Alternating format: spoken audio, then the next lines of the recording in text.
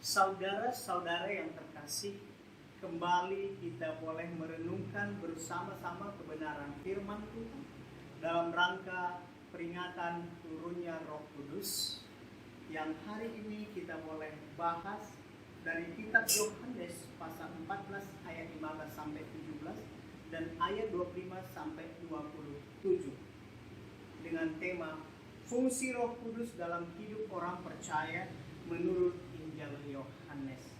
Terlebih dahulu mari kita berdoa. Tuhan Yesus, terima kasih. Hari ini kami boleh kembali duduk diam di hadapan Allah untuk bersekutu, membaca, merenungkan firman Tuhan. Urapi kami, berkati kami. Dengan pertolongan Roh Kudus, singkapkan kebenaran-Mu bagi kami, supaya kami mengerti, memahami betapa besarnya kasih Allah di dalam hidup kami. Terima kasih, kami menyerahkan waktu ini sepenuhnya kepadamu di dalam nama Yesus. Amin. Saudara yang dikasihi oleh Tuhan Yesus, terlebih dahulu mari kita boleh membacakan nats firman Tuhan yang boleh kita sharingkan bersama-sama hari ini dari Yohanes 14 ayat 15 sampai 17 dan ayat 25 sampai 27. Demikian firman Tuhan. Jikalau kamu mengasihi aku, kamu akan menuruti segala perintahku. Aku akan minta kepada Bapa, dan Ia akan memberikan kepadamu seorang penolong yang lain, supaya Ia menyertai kamu selama-lamanya, yaitu Roh kebenaran. Dunia tidak dapat menerima Dia, sebab dunia tidak melihat Dia dan tidak mengenal Dia. Tetapi kamu mengenal Dia oleh Ia yang menyertai kamu dan akan diam di dalam kamu. Ayat 25 sampai 27.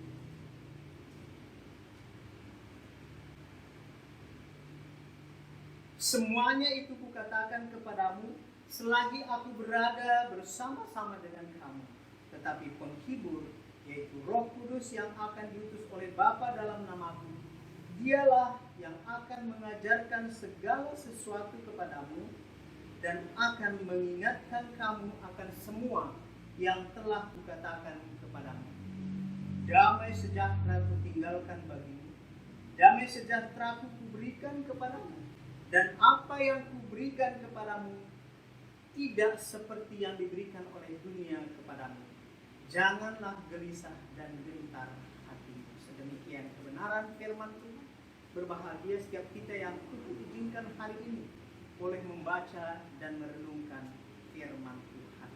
Saudara yang dikasihi oleh Tuhan Yesus, sesuai dengan tema kita ini tadi dalam rangka memperingati turunnya Roh Kudus, mari kita boleh melihat latar belakang dari Kisah Para Rasul 2 ayat 1 sampai 13. Kalau boleh saudara bisa membacanya dan dengarkanlah apa yang sungguh saya temukan di dalam setiap ayat. Dalam ayat 1 sampai 13. Ayat 1 dan 5 saya menemukan di dalamnya. Semua orang percaya, orang Yahudi yang saleh berkumpul di suatu tempat di Yerusalem. Ayat 2. Ada turun dari langit suatu bunyi tiupan angin yang keras memenuhi seluruh rumah di mana mereka duduk. Ayat 3. Tampak kepada mereka seperti lidah-lidah api bertebaran dan hinggap pada mereka. Ayat 6. Mereka semua penuh Roh Kudus dan mulai berbahasa-bahasa lain. Mereka mendengar para rasul-rasul. Ayat 6. Ya, kita temukan di sana bukan semua yang hadir yang sudah dipenuhi Roh Kudus yang berbahasa-bahasa lain, tetapi hanya para rasul-rasul saja. Bahasa-bahasa yang mereka gunakan menurut ayat 7 dan 12 adalah mereka berbahasa Partia, Media, Elam, Mesopotamia, Judea, Kapadokia, Pontus, Asia, Frigia, Pamfilia, Mesir, Libya yang berdekatan dengan Kirene, pendatang dari Roma, orang Yahudi dan penganut agama Yahudi, Kreta dan Arab. Mereka semua yang mendengar itu tercengang-cengang dan heran. Itu ayat 12. Saudara yang dikasihi oleh Tuhan Yesus, di ayat ini kita boleh melihat bahwa semua orang percaya yang berkumpul dipenuhi oleh Roh Kudus. Tetapi yang berbahasa-bahasa lain adalah hanya rasul-rasul saja. Dan bahasa itu sesuai dengan apa yang dinyatakan Roh Kudus kepada mereka. Ini artinya bahasa roh yang dipakai oleh mereka itu adalah sebuah anugerah daripada Roh Kudus. Jadi bahasa roh dimiliki bukan karena dipelajari. Dan jelas bahasa roh di sini adalah salah satu karunia kepada setiap orang percaya. Sesuai dengan tema kita hari ini. Apa fungsi Roh Kudus dalam hidup orang percaya? Yang pertama dari ayat 15. Memampukan kita untuk mengasihi Allah. Jikalau kamu mengasihi Aku, kamu akan menuruti segala perintahku. Itu kata Tuhan Yesus. Dalam bahasa Indonesia sehari-hari dikatakan, kalau kalian mengasihi Aku, kalian akan menjalankan perintah-perintahku. Dan bagaimana melakukan perintah-perintah Allah itu? Apa kekuatan bagi kita? Saudara dikasihi oleh Tuhan Yesus. Seorang atlet yang terlibat menggunakan doping, maka ia akan memiliki kekuatan yang lebih. Walaupun itu adalah hal yang salah. Dan sifat kekuatan yang dia miliki hanya sementara. Tetapi Roh Kudus akan memampukan kita untuk mengasihi Allah terus-menerus. Karena dia, Roh Kudus, tinggal dan menjadi meterai dalam diri kita selama-lamanya. Menurut Efesus 1 ayat 13 dan 14. Mengapa orang percaya mampu mengasihi Allah, saudara? Seorang yang sudah jatuh cinta akan berjuang untuk berusaha menyenangkan hati pasangannya. Dia akan berusaha mencari sehingga menemukan hal apa yang disukai pasangannya. Hal itu terjadi karena ada kasih yang menggerakkannya dari dalam dirinya. Demikian juga halnya dengan saya dan saudara untuk mengasihi Allah. Kita mampu menuruti perintahnya karena ada kasihnya di dalam diri kita. Dan itu yang menggerakkan saya dan saudara untuk mengasihi Allah. Roh Kudus yang bekerja dalam hati saya dan saudara membuat kita bisa percaya dan bertobat. Membuat kita menyadari betapa besarnya kasih Allah bagi kita. Kasihnya yang besar memberi pengampunan dan keselamatan di dalam pribadi Tuhan Yesus yang sudah rela naik ke atas kayu salib sampai mati, menggantikan posisi saya dan saudara orang berdosa yang mati. Dan ini sesungguhnya adalah anugerah terbesar dalam hidup orang percaya.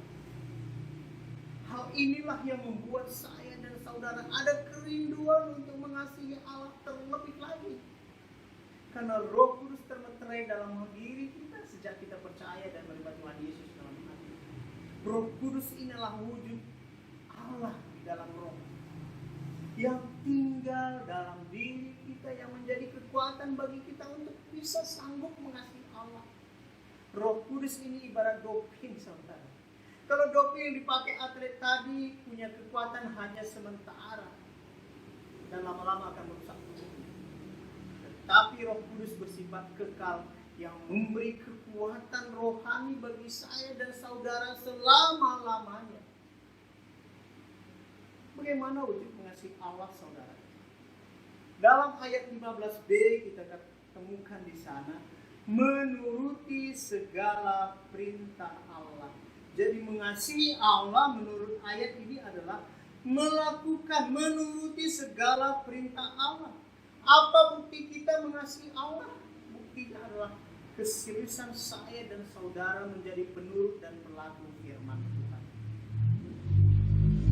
Contohnya saudara, seorang anak di tengah-tengah keluarga. Kalau dia mengatakan, aku mengasihi engkau, hai bapak ibuku. Tetapi asal diri disuruh dia melawan orang tuanya. Itu berarti nggak adanya kasihnya kepada orang tuanya itu, saudara. Yohanes 14 ayat 15 tadi mengatakan, jikalau kamu mengasihi aku, kamu akan menuruti segala perintah. Itu yang pertama. Yang kedua, fungsi Roh Kudus adalah ayat 16 dan 17. Menyertai setiap orang percaya selama-lamanya. Perhatikan. Menyertai orang percaya selama-lamanya. Mari kita lihat, saudara dikasih oleh Tuhan Yesus, apa yang dinyatakan oleh Alkitab dari terjemahan bahasa Indonesia sehari-hari. Dikatakan demikian. Aku akan meminta kepada Bapa, dan Ia akan memberikan kepadamu penolong yang lain, yang akan tinggal bersama-sama kalian selama-lamanya. Yaitu Roh Allah yang akan menyatakan kebenaran tentang Allah. Dunia tidak dapat menerima Dia, karena tidak melihat dan tidak mengenalnya. Tetapi kalian mengenal Dia, karena Ia tinggal bersama kalian dan akan bersatu dengan kalian. Saudara, kalau kita sedikit boleh melihat dalam Efesus 13 dan 14, kita temukan di sana adalah di dalam Dia kamu juga ketika percaya dimeteraikan dengan Roh Kudus yang dijanjikannya itu. Dan Roh Kudus itu adalah jaminan bagian kita sampai memperoleh seluruhnya, yaitu penebusan yang menjadikan kita milik Allah untuk memuji kemuliaan-Nya. Dari ayat ini kita temukan adalah bahwa saya dan saudara dimeteraikan oleh Roh Kudus. Materai itu tanda sah secara hukum dan bernilai kekal. Roh Kudus adalah jaminan sampai memperoleh seluruhnya. Itu berarti sampai kepada kekekalan. Jadi penyertaan daripada Roh Kudus adalah kekal selama-lamanya. Tidak ada habis-habisnya. Inilah sesungguhnya arti kekal, saudara. Bagaimana bentuk penyertaan Roh Kudus? Dalam penyertaan Roh Kudus ini, bentuk penyertaannya, saudara, sebagaimana ayat tadi mengatakan selama-lamanya. Itu yang sungguh dinyatakan dalam perjanjian baru. Oleh sebab itu, kalau kita hidup kembali di dalam dosa setelah bertobat, maka Roh Kudus akan berduka. Kita membuat Dia terikat, sehingga kuasanya sepertinya, ya Mas yang katakan sepertinya, seolah-olah hilang di dalam diri kita. Ada satu sifat daripada Roh Kudus. Dia tidak pernah memaksa. Roh Kudus meminta kerelaan saya dan saudara untuk mau mengikuti perintah Allah. Ayat 16 tadi mengatakan, aku akan meminta kepada Bapa, dan Ia akan memberikan kepadamu seorang penolong yang lain, supaya Ia menyertai kamu selama-lamanya. Ayat ini memberi pengertian bagi saya dan saudara adalah bahwa Roh Kudus adalah penolong bagi kita yang sama kekuatannya dengan Tuhan Yesus. Penyertaan Roh Kudus adalah selama-lamanya. Roh Kudus merupakan jaminan yang sah secara hukum, sebagai kekuatan dan penghiburan bagi saya dan saudara ketika berada dalam pergumulan dan masalah.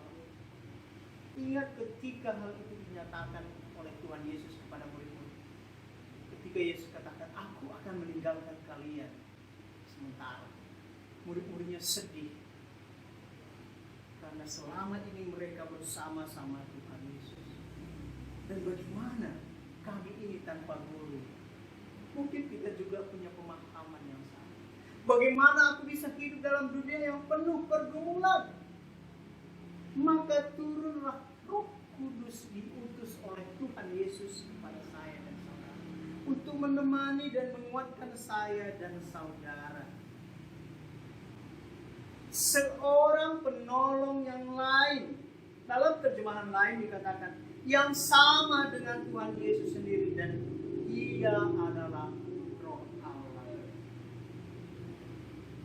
Dari ayat 16 dan 17 kita menemukan bahwa kedudukan Roh Kudus adalah sama dengan Tuhan Yesus dan sama dengan Allah sendiri. Kalau begitu saudara, mengapa kita sering takut dan khawatir kalau berada dalam pergumulan hidup? Padahal sesungguhnya dalam diri saya dan saudara sebagai orang percaya ada Roh Allah berdiam menyertai kita selama-lamanya. Sesungguhnya apa yang perlu kita takutkan? Mari kita evaluasi diri kita. Sejauh mana kita mengimani ada kekuatan yang berasal dari Allah dalam hidup saya dan saudara? Dan apakah Roh Kudus dapat meninggalkan orang percaya? Oh, aku sudah berdosa, Roh Kudus sudah ada lagi, Tuhan sudah pergi. Mari kita boleh lihat kembali ayat 16b, saudara. Supaya Roh Kudus itu maksudnya menyertai kamu selama-lamanya. Dalam perjanjian lama berbeda dengan perjanjian baru. Kalau dalam perjanjian lama, Roh Kudus diberi dalam rangka tugas dan akan keluar kalau tugas itu sudah selesai atau kalau saya dan saudara tidak tahan saat itu. Ingat kisah Raja-Raja Saul. Ketika Saul tidak taat, maka saat itu juga Roh Kudus keluar meninggalkan.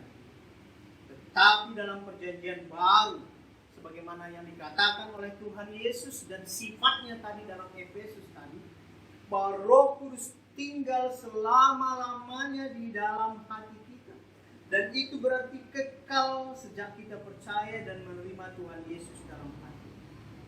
Taat atau tidak taat kita kepada Allah, sejak itu dia tetap ada termenterai dalam hati saya dan saudara. Masalahnya, kalau kita tidak taat kepada Allah, berarti kita membatasi ruang gerak daripada kuasa dalam diri kita. Dan membuat kita tidak melihat kuasa Allah sedang bekerja. Sebaliknya kalau kita taat itu berarti kita memberikan keleluasaan bagi Roh Kudus bekerja dalam diri kita. Dan kita akan melihat dan menyaksikan keajaiban kuasa dan karyanya dalam hidup kita. Yohanes 14 ayat 17 sekali lagi saya baca. Yaitu Roh kebenaran. Dunia tidak dapat menerima Dia, sebab dunia tidak melihat Dia dan tidak mengenal Dia. Tetapi kamu mengenal Dia, sebab Ia menyertai kamu dan akan diam di dalam kamu. Ya, saya rasa ini sama dengan pepatah yang sudah biasa kita dengar di tengah-tengah kita, tak kenal maka tak sayang. Bagaimana bisa dunia mengasihi Roh Kudus, saudara? Dunia tidak mungkin bersahabat dengan Allah. Yang pasti terjadilah pemberontakan dunia terhadap kedaulatan Allah dan penolakannya terhadap Allah. Karena apa?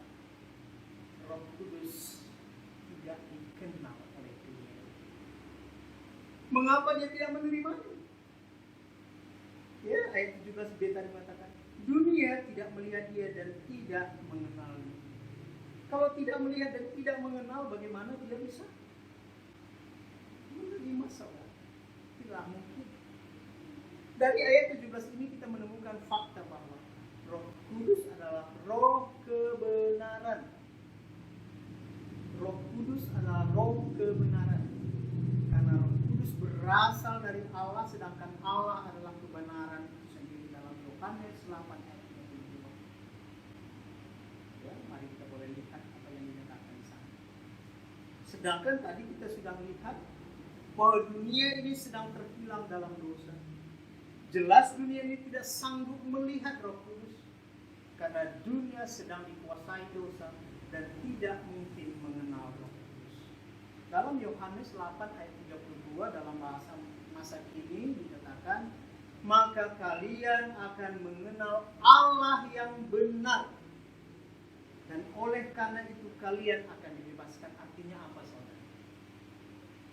Oleh karena Allah yang adalah kebenaran itu sendiri, ketika kita belajar firman Tuhan, kita mengerti, kita mengenal siapa Allah. Dan kita akhirnya berelasi baik dengan Dia. Dan pada saat pulihnya hubungan kita dengan Allah, maka Dia membebaskan dan membenarkan kita. Bagaimana dunia dapat menerima Roh Kudus? Dunia tidak mau menerima firman Tuhan, dan di dalam dunia tidak ada firman Tuhan.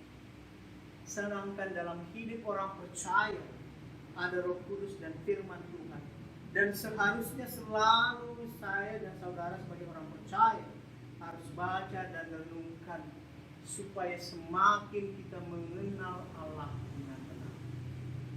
Allah yang adalah kebenaran itu akan memberi kekuatan dan penyertaan kepada saya dan saudara. Dunia tidak memiliki relasi dengan Allah karena bermusuhan. Dalam Yakobus 4 ayat 4 dikatakan, "Hai kamu orang-orang yang tidak setia, tidakkah kamu tahu bahwa persahabatan dengan dunia adalah permusuhan dengan Allah? Jadi barang siapa hendak menjadi sahabat dunia ini, ia menjadikan dirinya musuh Allah." Saudara yang dikasihi oleh Tuhan Yesus, bagian yang ketiga fungsi Roh Kudus adalah dalam ayat 25 sampai 26 menyatakan, artinya Roh Kudus menyatakan kehendak Allah dalam hidup orang percaya. Roh Kudus akan menolong kita untuk menyingkapkan hal-hal apa saja yang dikehendaki Allah dalam hidup kita. Kita akan memperoleh gambaran bagaimana sesungguhnya kita mampu untuk bisa mengasihi Allah, karena kita tahu apa yang Allah kehendaki untuk kita lakukan melalui firman-Nya.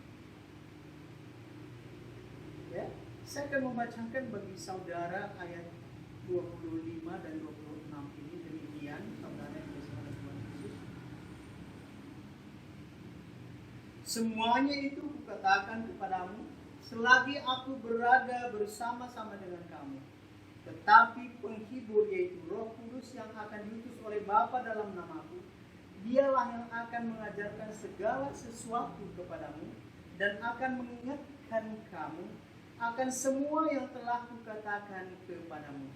Dari ayat ini kita temukan, saudara, ada dua hal kehendak Allah bagi orang percaya yang dikerjakan oleh Roh Kudus. Yang pertama ada misi penguatan, menguatkan, menghiburkan. Yang kedua misi penyelamatan, misi penguatan, saudara. Roh Kudus adalah bentuk kepedulian Tuhan Yesus bagi saya dan saudara sebagai orang percaya. Kehadiran Roh Kudus diinformasikannya sebelum dia naik ke surga. Hal itu tentu bagi murid-murid dan juga bagi saya dan saudara saat ini akan menghiburkan bahwa ketika kita dalam dunia ini, kita tidak dibiarkan sendirian, tetapi ada penyertaan yang kekuatannya sama dengan Tuhan Yesus sendiri. Ini akan menguatkan kita. Mengapa perlu dikuatkan, saudara?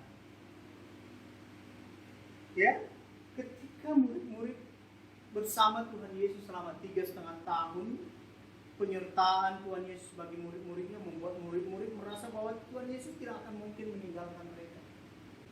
Ada kekuatan, ada perlindungan yang mereka rasakan selama berada bersama dengan Tuhan Yesus.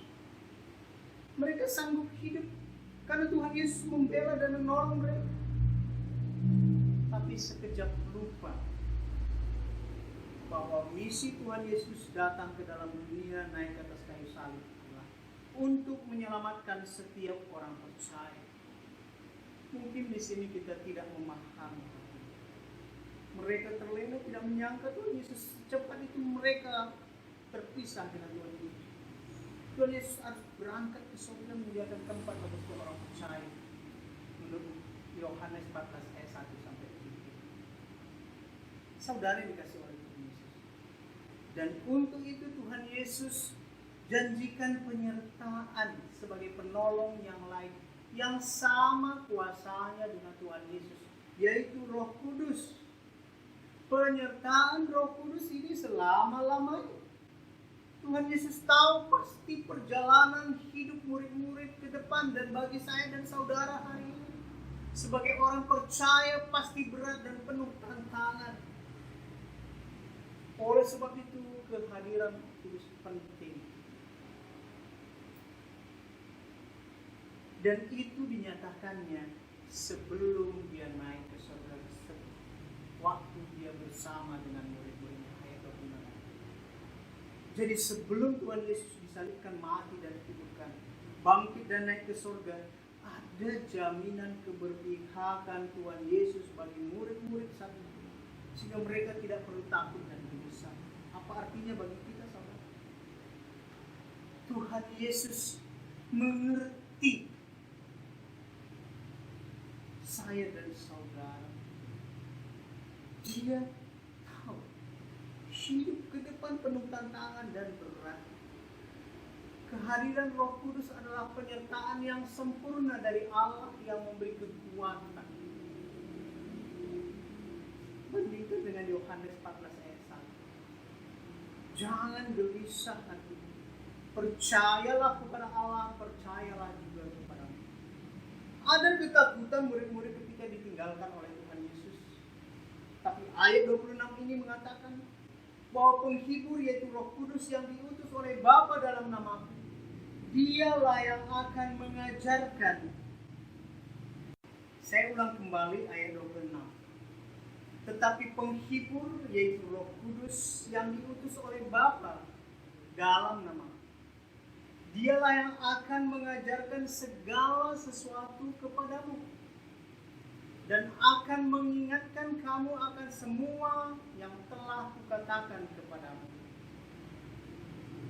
Saudara dikasihi oleh Tuhan Yesus, kalau kita boleh perhatikan ayat ini, kita akan temukan dua hal yang akan dinyatakan oleh Roh Kudus kepada setiap orang percaya.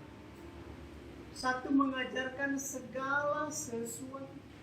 Yang kedua, mengingatkan semua yang telah dikatakan oleh Tuhan Yesus. Roh Kudus mengajarkan segala sesuatu kepada setiap orang percaya. Roh Kuduslah yang membuat semua orang, saya dan saudara, mengerti firman Tuhan. Bandingkan dulu sebelum bertobat dan kini setelah bertobat. Dulu sulit untuk mengerti firman Tuhan, berkali-kali baca dan dengar khotbah kita tidak tahu. Tapi sekarang sedikit demi sedikit kita pahami, memampukan kita mengerti firman Tuhan.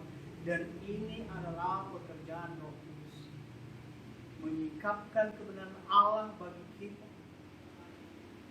Setelah disingkapkannya selubung yang selama ini dipakai iblis untuk menutup pintu hati dan pikiran kita. Kemudian dia mengingatkan setiap orang yang percaya dalam akan semua firman Allah. Ada kalanya saya dan saudara lupa, tapi pada saat yang tepat, karena selama ini kita sudah baca firman Tuhan, firman yang sama itu berbicara kepada kita, menjadi rema dalam hidup kita. Dan itu adalah pekerjaan Roh Kudus. Kadang kita heran akan pemahaman yang baru yang kita dapatkan ketika kita belajar firman Tuhan. Juga kalau kita ada masalah dalam menghadapi kesulitan, kok tiba-tiba ada jalan keluar, ada firman Tuhan yang mengingatkan kita. Semuanya inilah pekerjaan Roh Kudus. Dan itu akan menghiburkan kita dan menguatkan kita. Saudara, yang kedua dalam misi penyelamatan. Dalam misi penyelamatan ini berhubungan dengan tugas atau visi utama Tuhan Yesus datang ke dalam dunia. Apa yang telah disaksikan oleh murid-murid saat itu? Mereka tahu tugas utama Tuhan Yesus adalah menyelamatkan manusia yang berdosa, seperti yang mereka telah saksikan saat itu ketika ada bersama dengan Tuhan Yesus. Dan ketika Tuhan Yesus dengan rela disalibkan dan mereka menyaksikan kebangkitannya dan naik ke surga, Semuanya itu membuktikan bahwa apa yang selama ini telah dikatakan oleh Tuhan Yesus adalah benar, dan itulah yang mereka saksikan. Inilah yang utama yang diajarkan dan diingatkan oleh Paulus untuk saya dan saudara kerjakan. Dan ini juga yang harus menjadi utama hari ini untuk kita lakukan, yaitu pemberitaan Injil. Kehendak Allah adalah misi Tuhan Yesus datang ke dalam dunia jelas. Dalam Matius 2 ayat 21 dikatakan, ia Maria akan melahirkan seorang anak laki-laki dan engkau akan menamakan dia Yesus, karena dialah yang akan menyelamatkan umatnya dari dosa mereka. Saudara dikasihi oleh Tuhan Yesus, sebelum kelahiran Tuhan Yesus ini sudah dinubuatkan jauh sebelumnya. Ya, bahkan dalam Yesaya 52 dan 53 sudah dinubuatkan bagaimana Mesias harus mati untuk menyelamatkan manusia yang berdosa. Dan banyak nubuatan-nubuatan lainnya tentang rencana Allah bagi keselamatan manusia yang berdosa. Apa kehendak Allah, saudara, yang kita boleh paham dalam penyelamatan manusia? Dalam Yohanes 6 ayat 29 berkata, jawab Yesus kepada mereka, inilah pekerjaan yang dikehendaki Allah, yaitu hendaklah kamu percaya kepada Dia Yesus yang telah diutus. Saudara yang dikasihi oleh Tuhan Yesus, karena Injil atau Yesus adalah kekuatan Allah untuk menyelamatkan setiap orang percaya. Dalam Roma 1 ayat 16 dan 17, itu artinya nggak ada kekuatan lain daripada Allah untuk bisa menyelamatkan manusia yang berdosa selain Tuhan Yesus. Hal utama adalah percaya kepada Tuhan Yesus, dan disinilah fungsi Roh Kudus membuat orang-orang mau beriman kepada Tuhan Yesus. Yohanes 6 ayat 40 mengatakan, sebab inilah kehendak Bapa-Ku, yaitu supaya setiap orang yang melihat anak dan percaya kepadanya beroleh hidup yang kekal, dan supaya aku membangkitkannya pada akhir zaman.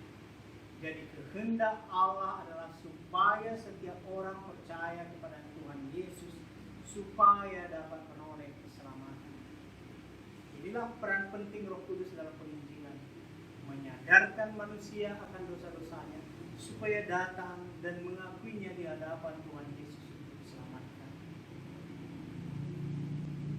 Saudara yang dikasihi oleh Tuhan Yesus, dalam Yohanes 16 ayat 8 sampai 11 dikatakan di sana, dan kalau Ia, Roh Kudus maksudnya, datang, Ia akan mengisapkan dunia akan dosa, kebenaran dan penghakiman. Akan dosa karena mereka tetap tidak percaya kepadaku. Akan kebenaran karena aku sendiri pergi kepada Bapa dan kamu tidak melihat aku lagi. Akan penghakiman karena penguasa dan dunia ini telah dihukum.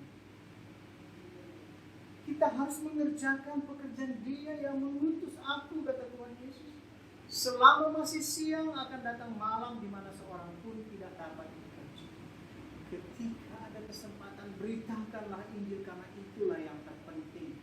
Dan inilah salah satu pekerjaan daripada Roh Kudus, supaya setiap orang yang mendengar Injil percaya dan diselamatkan. Saudara, apa yang boleh kita ingat saat mendengar firman Tuhan? Mungkin saat ini ada yang semangat dalam memberitakan Injil, tapi ada yang lalai untuk memberitakan Injil. Ya, mereka mengatakan banyak alasan. Wah, aku masih muda, masih sekolah. Wah, nanti aja setelah tamat. Oh, bekerja dulu. Setelah bekerja, menikah dulu. Setelah menikah, punya anak.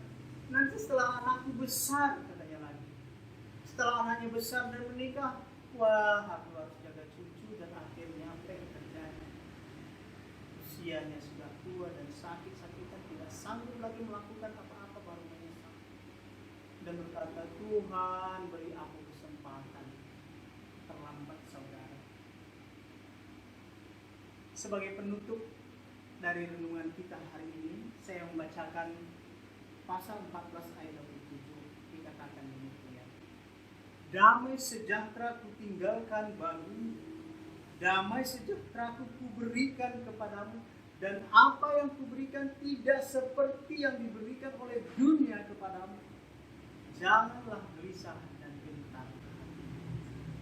Roh Kudus yang tinggal dalam hati, selain menyertai dan memberi penghiburan saat ada kegelisahan dalam hati dan juga bagi saya dan saudara, ada janji penguatan lain yang diberikan Tuhan Yesus, yaitu meninggalkan damai sejahteranya, sehingga saya dan saudara tidak perlu lagi gelisah dan khawatir.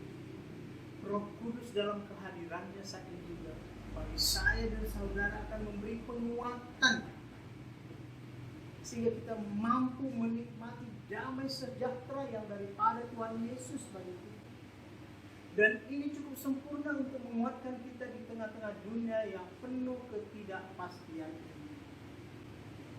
Saudara, jadi dari nats apa yang boleh kita baca, renungkan bersama tadi, fungsi Roh Kudus yang kita temukan dalam hidup orang percaya menurut Injil Yohanes pasal 14 ayat 15 dan 17 dan juga ayat 25 sampai 27 adalah memampukan kita untuk mengasihi Allah. Roh Kudus memampukan saya dan saudara untuk mengasihi Allah. Roh Kudus yang termeterai dalam hati, yang tinggal dalam hati, sehingga ada kekuatan bagi kita untuk mengasihi Allah. Yang kedua, Roh Kudus itu tinggal dalam hidup dan menyertai orang percaya selama-lamanya, tidak pernah meninggalkan kita sekejap.